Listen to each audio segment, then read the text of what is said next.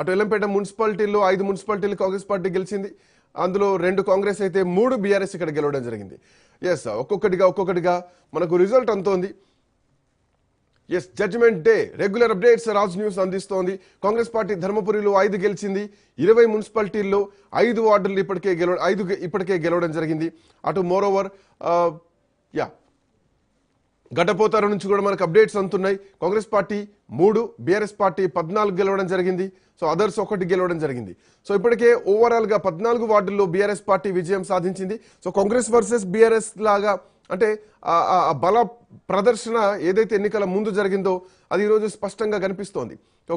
ఒక వార్డులో ఇండిపెండెంట్లు గెలిస్తే అక్కడక్కడ సో పోటీ మాత్రం కాంగ్రెస్ బీఆర్ఎస్ మధ్యలో స్పష్టంగా కనిపిస్తోంది. సో భారతీయ జనతా పార్టీ దీంట్లో అంటే బలంగా ఉన్నటువంటి స్థానాలు ఇంకా కరీంనగర్ నుంచి, నిజామాబాద్ నుంచి, ఆదిలాబాద్ నుంచి ఇంకా అప్డేట్స్ రావాలి. సో ఒకవేళ వస్తే కనుక అక్కడ బీజేపీ ఖచ్చితంగా భారీ మున్సిపాలిటీలను, వార్డుల్ని కైవసం చేసుకునేటువంటి అవకాశాలు. ఎందుకంటే బీజేపీకి ఆ ప్రాంతాలపైనే ఎక్కువ పట్టుంది. ఆ ప్రాంతాల్లోనే ఎక్కువ ప్రచారం కూడా జరిగింది.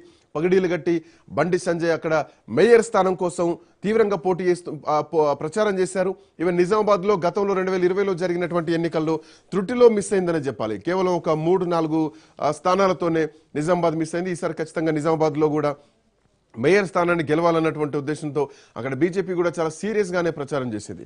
రైట్, మాట్లాడదాం. అందేవ్ రామరెడ్డి గారు మనతో పాటు జాయిన్ అవుతున్నారు. దత్తాత్రేయ గారు బీఆర్ఎస్ పార్టీ నాయకులు, అట్లాగే లింగం యాదవ్ గారు కాంగ్రెస్ పార్టీ నుంచి మనతో పాటు జాయిన్ అవుతున్నారు. నమస్తే అండి దత్తాత్రేయ గారు, లింగం యాదవ్ గారు, అట్లాగే అందేవ్ రామరెడ్డి గారు. నమస్తే. Good morning. So judgement day ఒక్కొక్కటి అప్డేట్స్ వస్తున్నాయి మనకు. సో పోటీ నడుస్తోంది. కాంగ్రెస్ వర్సెస్ బీఆర్ఎస్ పార్టీలో ఒకరికొకరు పోటీ పడుతున్నది రిజల్ట్స్ లో కూడా స్పష్టంగా కనిపిస్తోంది. రామరెడ్డి గారు ఎట్లా చూస్తున్నారు ఈ ఫలితాలను, ఎట్లా చూస్తున్నారు? మొదలు ఈ పోలింగ్ దాని గురించి ఒక 2 మాటలు మాట్లాడి ఫలితాల గురించి మాట్లాడతాం. ఒకటేంటంటే ఈ ఎన్నికలు పూర్తిగా స్వేచ్ఛాయుత వాతావరణంలో జరగలేదు. రాష్ట్ర ఎన్నికల సంఘం ఘోరంగా వైఫల్యం చెందింది. కాంగ్రెస్ పార్టీ వర్కింగ్ ప్రెసిడెంట్ పోలీసులు నెట్టుకుంటూ పోతే, ఎవరు డిఎస్పీ అధికారిని నెట్టుకుంటూ పోతే అరెస్ట్ కూడా చేయలే. అది చాలా తీవ్ర చర్య. అంటే ఎన్నికల సంఘం ఇక్కడ చూడండి, తాయిలాలు సమర్పయామి, పురపాలక ఎన్నికల పంపకాలు పూర్తి. ఈ విధంగా తర్వాత ఎట్లా అంటే ఓటుకు 30,000 రూపాయలు పేపర్ హెడ్డింగ్స్ ఇవి. సో ఈ విధంగా ఏంటంటే స్వేచ్ఛాయుత వాతావరణంలో పూర్తిగా జరగలేదు. అధికార పార్టీ అధికార దుర్వినియోగం బాగా చేసింది. ధన ప్రభావం ఈ ఎన్నికల పైన కొంత చూపించింది. ఇవి ఫస్ట్ ఎన్నికల తీరు. తర్వాత ఇప్పుడు వచ్చే ఫలితాలు కూడా ఏంటంటే, గతంలో జరిగిన ఎన్నికల్లో అధికారంలో బీఆర్ఎస్ 90% మున్సిపాలిటీలో గెలుచుకున్నది. అప్పుడు అధికారం అనుకోండి, బలం అన్నీ అనుకోండి. ఇప్పుడు కాంగ్రెస్ ఆ స్థాయిలో అయితే గెలిచే అవకాశాలు లేవు, వాళ్ళు ఎంత చెప్పుకున్నా గానీ. అంటే దానికి కారణం ఏమైండొచ్చు? ఆ స్థాయిలో గెలవడానికి అవకాశం లేదంటే ప్రభుత్వ వ్యతిరేక అనుకోవచ్చా, లేదంటే ప్రతిపక్షం బలంగా తయారైంది అనుకోవచ్చు? ఎట్లా చూడొచ్చు? 2 అంశాలు. ఒకటి, ప్రభుత్వ వ్యతిరేకత కూడా కొంత ప్రతిబింబిస్తుందని, ప్రతిపక్షాలకు కూడా బలం ఉందో పెరిగిందో. బీఆర్ఎస్ కంటే మొదటి నుంచి బలంగా ఉండే, అప్పుడు కాంగ్రెస్ వీక్ గా ఉండే బాగా. గత మున్సిపల్ ఎన్నికలప్పుడు కాంగ్రెస్ చాలా అయోమయ పరిస్థితుల్లో వీక్ గా ఉండే, బీఆర్ఎస్ బలంగా ఉండే. బీజేపీ కూడా అప్పటికి అంత ఎదగల. ఇప్పుడు బీజేపీ ఎదిగింది. బీజేపీ బలం ఏంటంటే, గతంలో మాకు ఈ 116 మున్సిపాలిటీలు ఏవైతే ఇప్పుడు కౌంటింగ్ జరుగుతున్నాయో, పోలింగ్ జరిగి 101 సీట్లే మాకు వచ్చినాయి. ఇంకా వేరే మున్సిపాలిటీ పాత లెక్కలు ఏంటంటే కొన్నేమో జిహెచ్ఎంసీ కలిసిపోయినాయి, కొన్నేమో కార్పొరేషన్లు అయినాయి. కాబట్టి నేను చెప్తున్నాను 101 అయినాయి. ఇప్పుడు దాదాపు 4 రెట్లు గతంలో వచ్చిన మా సీట్లకు మున్సిపాలిటీల్లో 4 రెట్లు 400కు పైగా వస్తాయి.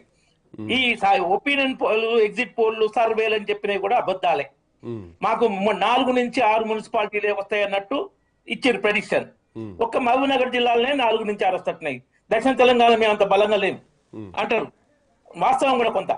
ఒక్క మహబూబ్నగర్ జిల్లానే 4 నుంచి 6 మున్సిపాలిటీలు మేము గెలవబోతున్నాం.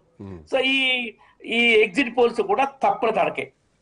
తర్వాత మున్సిపల్ కార్పొరేషన్ విషయానికి వస్తే, ఇప్పుడు మేము మున్సిపాలిటీలో డబుల్ డిజిట్ లో గెలుస్తాం. మున్సిపల్ కౌన్సిల్ లో డబుల్ డిజిట్ లో. మున్సిపల్ కార్పొరేషన్ లోకి వస్తే మేము లార్జెస్ట్ మున్సిపల్ కార్పొరేషన్లు అయిన కరీంనగర్, నిజామాబాద్ మేమే గెలుస్తున్నాం. అధికార కాంగ్రెస్ కూడా గెలవట్లేదు. 3,40,000 ఓట్లున్న కరీంనగర్, 3,07,000 ఓట్లున్న నిజామాబాద్ లార్జెస్ట్ మున్సిపల్ కార్పొరేషన్. ఈ 2 మేము గెలుస్తున్నాం.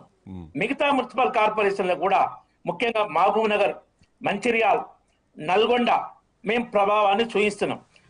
మంచిర్యాలలో మాకు లాస్ట్ మున్సిపల్ కౌన్సిల్ అది 0, ఒక్క స్థానం లేదు. ఇప్పుడు మేము డబల్ డిజిట్ కి వస్తున్నాం. మంచిర్యాల ఎగ్జాంపుల్ చెప్తున్నాను. మహబూబ్ నగర్ లో కూడా డబల్ డిజిట్ వస్తున్నాం. కాబట్టి మా మున్సిపల్ కార్పొరేషన్ లో నెంబర్ ఆఫ్ వార్డ్స్